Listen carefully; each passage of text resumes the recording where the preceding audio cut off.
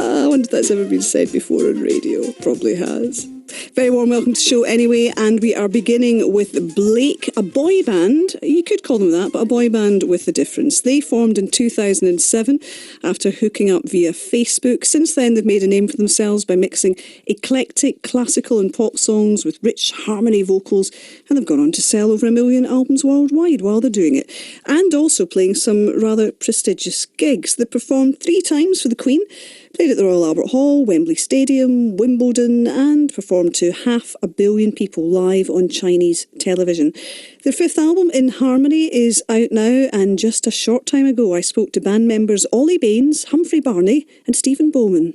Welcome to the show, guys. Thank you very much. I wanted to ask you about recording this album, which is album number 5, with Andrew Powell, who's worked with all sorts of people, most intriguingly perhaps with Kate Bush.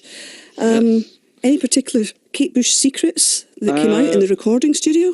Andrew Powell's a fascinating character to work with. He's a bit like a crazy wizard in his laboratory, and you're never quite sure what's going on. You're recording, you're layering up your vocals, and then when you come back a couple of weeks later, he's added all these unusual sounds and effects and things like that. Yeah. You just have to kind of just be very hands-off with him and let him do what he does. And I think he definitely would have had a very great amount to do with Kate's beautiful songs and making them into what they were. Well, also, and actually also the guy that mixed with him, John Kelly, was the chap that originally mixed a lot of Kate Bush's early stuff. And I think she was very young when they started. I mean, she was 19 years old or so.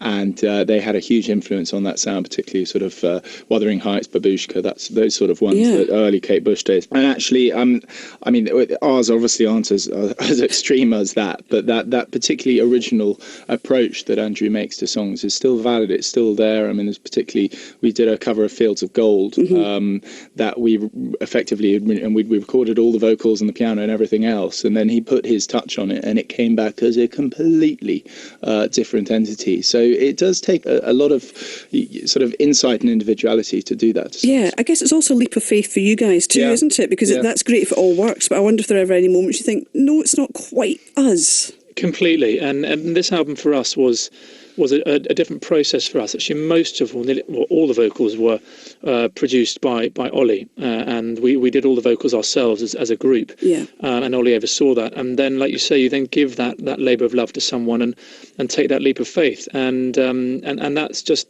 what you have to do sometimes. And you know that's the way Andrew works. And he says, give it to me and I'll do what I do. And thankfully, he's come back and put some very original and unique Andrew Powell touches to it. And indeed, there are lots of songs here. You mentioned Fields of Gold, very well loved by lots of people, your fans, and maybe a wider audience out there too. Something like Wicked Game by Chris Isaak. I was remembering, I've talked to a lot of people over the years, and he was one of the most fun people to talk to. You know, Mr. Sexy, but Mr. Funny too. There is always something about Wicked going on with him in terms of the vocals.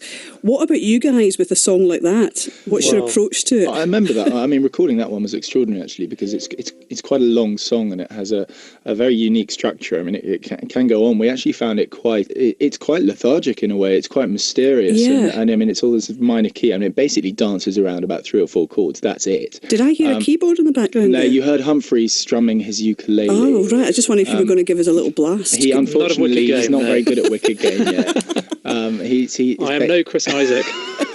I don't know, is he any good on the ukulele? Who knows? Probably not. This is something that Humphrey picked up on a very important and unfortunately timed business trip to Hawaii that he took earlier in the year. It's a very beautiful instrument, looking at it now.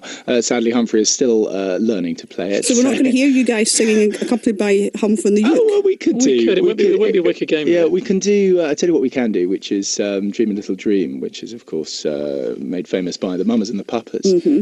Long before your time, boys. Yes, well, and it was written long before they got to it as well, back in the 30s. But we're pretty old school in our taste, and you can probably see that. You can probably see that in any album. You know, you've got Anne Murray and the Beach Boys and Bee Gees and Mamas. That's why I was wondering if it was your taste, or somebody was saying, look through the archive, chaps. This is very much our album, and every song that's chosen on here is chosen because of a personal love of it and a group association with it, and even to the point of the final song on the album, which is a completely a cappella version of Billy Joel's Lullaby.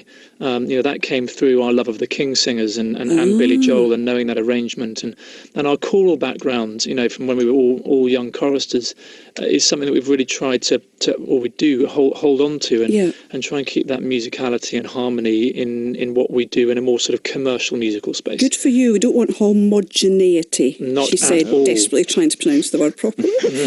So you're going to give us a bit of Dream a Little Dream for me? We'll give you a very short little blast. This is on the album. Sadly, I'm not playing on the album. You'll hear on the album the accompaniment is wonderful. Well, sad for me, but good for the public who listen. Anyway, this is Dream a Little Dream. Thank you.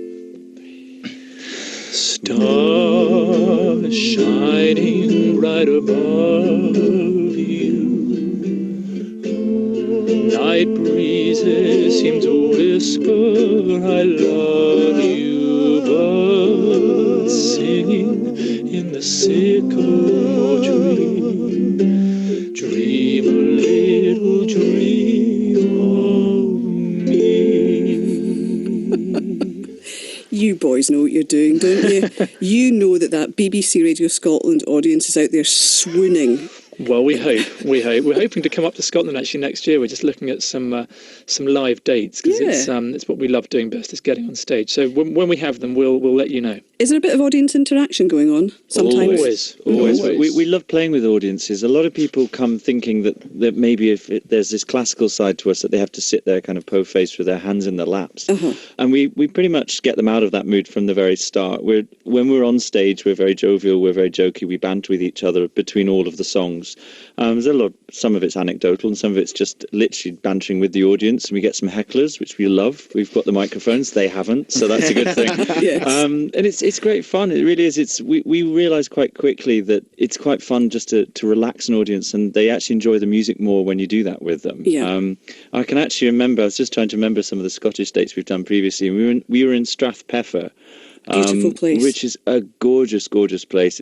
And the reason it sticks out is I don't think we've had so much interaction with an audience ever. They just didn't stop talking. I don't know if that was down to whiskey, but it was great fun. Pitlochry as well. Pitlochry was great. Amazing theatre, amazing venue. And we, it's lovely to go to different places. And when we go to Wales, they're great music lovers. And when we come up to Scotland, we get great interaction and really appreciative audiences. And it makes the job so much more enjoyable. Well, we don't have too much time left, but I know that you've as well as playing those kind of more regular dates, you've done all sorts of stuff. Of course, you played at Wembley, at Wimbledon, Centre Court, but also Shirley Bassey, Burley Chassis invited you to play at her low-budget birthday party, 70th. Well, it's amazing what you can do in a village hall. It really is. And $1 million. It was pretty snazzy, but we're lucky boys. We get to do some pretty extraordinary things. Did you have to wear backless sequined We wore numbers? Nothing, actually.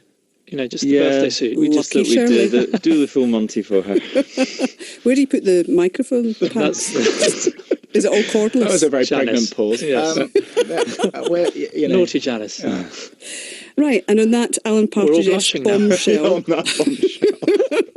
Very good. I look forward very much to seeing you north of the border. Everything I'm saying now seems to have an innuendo, so I'm going to stop. Well, we will come and see you in the studio, Janice. We'll come and do a little live set for you when we're next up there. Brilliant, and it's radio, so you can wear what you like, or nothing at all. Or nothing at all. Thank you very much. Signing out. Knowing you, Janice, knowing us, Blake. Thank you.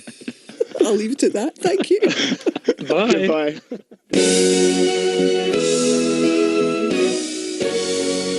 There's a light, a certain kind of light that never shone on me. I want my life to be lived with you, lived with you. There's a way, everybody say, and every little thing.